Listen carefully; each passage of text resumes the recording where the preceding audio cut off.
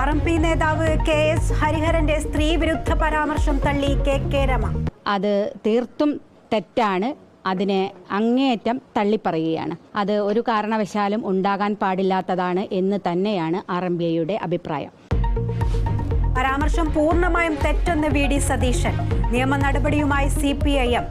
DGPക്ക് പരാതി നൽകിയ DYFI ന്യായീകരിക്കുന്നില്ലെന്ന് Hariharan Kerala vision ന്യൂസിനോട്. കരമന അഖിൽ കൊലക്കേസിൽ 2 മുഖ്യ പ്രതികൾ അറസ്റ്റിൽ. പിടിയിലായത് കൊലപാതകത്തിൽ നേരിട്ട് പങ്കെടുത്ത അഖിൽ, വിനീത് രാജ് എന്നിവർ. കേസിൽ ഇതുവരെ പിടിയിലായത് 6 പേർ. മലപ്പുറം ജില്ലയിൽ മഞ്ഞപ്പിത്തം വ്യാപിക്കുന്നു. പോത്തുകല്ലിൽ മാത്രം 200-ലധികം പേർ ചികിത്സയിൽ. ജില്ലയിൽ മഞ്ഞപ്പിത്ത മരണങ്ങൾ കൂടുന്നതിലും ആശങ്ക. മലപ്പുറത്ത് നാളെ ആരോഗ്യ വകുപ്പിന്റെ അടിയന്തര യോഗം. സംസ്ഥാനത്ത് വ്യാഴാഴ്ച വരെ ശക്തമായ മഴയ്ക്ക് സാധ്യത.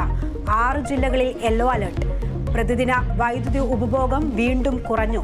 ഇന്നലത്തെ ആകെ ഉപഭോഗം 95.69 ദശലക്ഷം യൂണിറ്റ്.